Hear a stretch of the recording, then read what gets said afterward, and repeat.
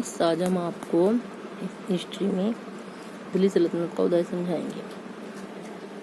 तो इसमें दिल्ली का इतिहास, गुलाम वंश, जो कुतुबुद्दीन ऐबक, जिसको लाख बख्श की उपाधि मिली थी, इल्तुतमिश, रज़िया सुल्तान, बलबन और खिलजी वंश, जलालुद्दीन खिलजी, सिकंदर शाह, इनके सैन्य अभियान, उपलब्धियाँ के बारे में बताएंगे।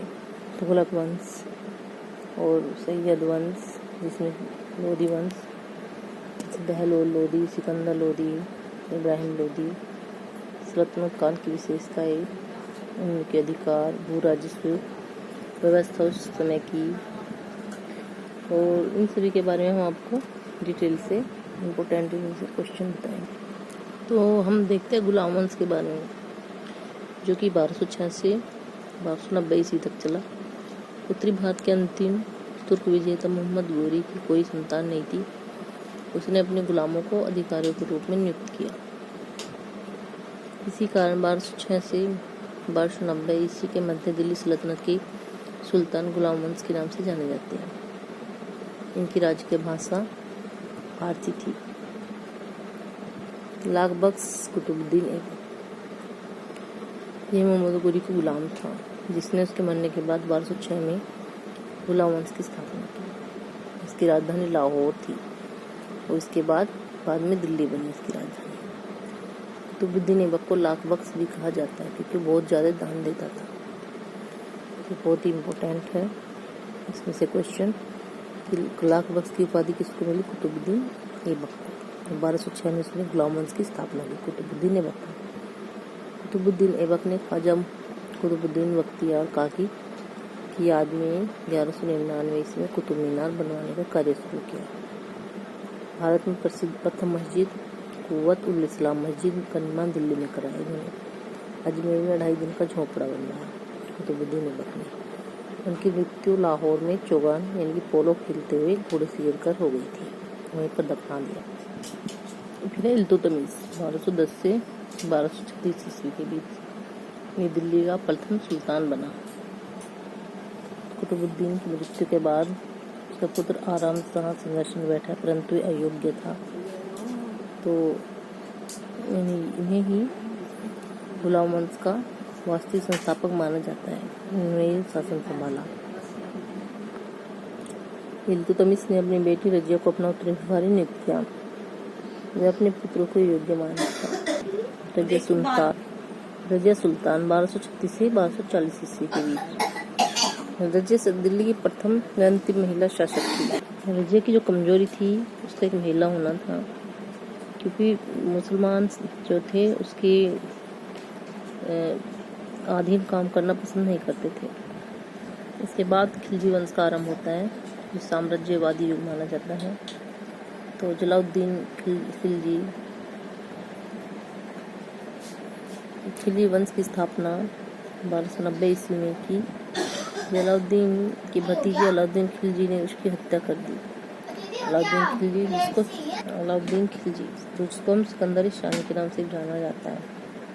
राज्यारोहण के साथ सल्तनती साम्राज्य का आरंभ हो गया। इसके राज्यारोहण के साथ और अलाउद्दीन खिलजी की जो उपलब्धियाँ हैं, जिसको सिकंदर शाह, ये दूसरा सिकंदर भी कहा जाता था, उसने स्थायी सेना का गठन किया। पहली बार घोड़ों को दागने की प्रथा और सैनिकों के लिए हुलिया प्रणाली की शुरुआत भी इसने की।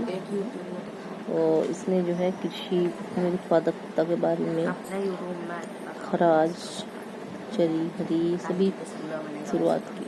अलाउद्दीन की बाजार नियंत्रण प्रणाली बहुत प्रसिद्ध थी और दीवानी रियासत नामक विभाग बनवाए इन्होंने। इसके बाद तुगलक वंश का प्रारंभ हुआ। गयासुद्दीन तुगलक को संस्थापक माना जाता है।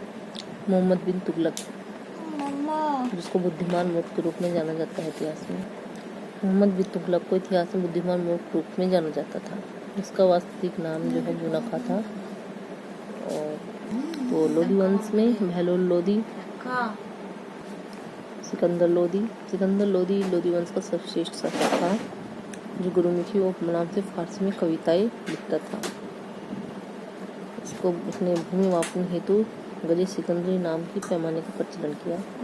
फिर इब्राहिम लोदी इसका शासनकाल 1517 से 1526 के बीच रहा। इब्राहिम लोदी इस वंश का अंतिम शासक था। इसके समय में 1526 में पानीपत का प्रथम युद्ध हुआ, जिसमें बाबर के हाथों मारा गया और इब्राहिम लोदी की मृत्यु हो गई। सल्तनत का काल समाप्त हो गया। सल्तनत की रचनाएं, जो कि पुस्तक और लेखक हैं। तबका बिन नशीरी मिन्हाज सिराज इसके लेखक थे, और तारीख फिरोज शाही गयासुद्दीन बारलखी इसके, तहकीक हिंद इसके अलबरूनी, और जो इम्पोर्टेंट है गीत गोविंद जयदेव इसकी, हमीर का जयचंद, मिताक्षरा विघ्नेश्वर, पृथ्वीराज राष्ट्र के लेखक चंद्रास त्रिवेणी की कलहन, मधुमालती मंझन, पद्मावत की मलिक मोहम्मद जायसी। अलाउद्दीन खिलजी के काल दक्षिण भारत को लेकर जो अभियान शुरू हुए। हम स्थापत्य कला की चर्चित प्रतीक के बारे में बताएंगे। तो यह कुतुब इस्लाम मस्जिद कुतुबुद्दीन ऐबक निर्माण करता, कुतुब मीनार का, इसका भी कुतुबुद्दीन ऐबक ने शुरू किया, और इल्तुतमिश में कुतुब मीनार को पूरा किया। 2.5 दिन का झोपड़ा कुतुबुद्दीन ऐबक ने, अलाई मीनार अलाउद्दीन खिलजी, अलाई दरवाज़ा अलाउद्दीन खिलजी, तुगलकाबाद गयासुद्दीन तुगलक, जहाँपनाह नगर मोहम्मद बिन तुगलक, निजामुद्दीन औलिया की दरगाह मोहम्मद बिन तुगलक। अब हम आपको मोस्ट इम्पोर्टेंट क्वेश्चन बताएंगे जो एग्जाम में पूछे हुए हैं, कॉम्पिटिशन एग्जाम में। उत्तरायण का युद्ध किसने जीता?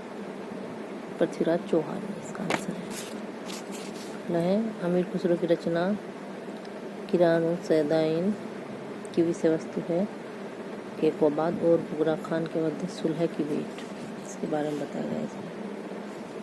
अगला क्वेश्चन है, दिल्ली की आरंभिक सल्तनत के समय में बदंगा के बारे में निम्नलिखित कथनों में से एक 1 सेकंड पर विचार कीजिए, सही उत्तर का चयन कीजिए। इसी टाइप में वो क्वेश्चन है। प्रश्न है, बदंगा विशेष गुलाम थे जिन्हें सैनिक सेवा के लिए खरीदा जाता था और उन्हें राज्य के बहुत से महत्वपूर्ण राजनीतिज्ञ पदों पर कार्य करने के लिए बड़ी सावधानी से प्रशिक्षित किया जाता था।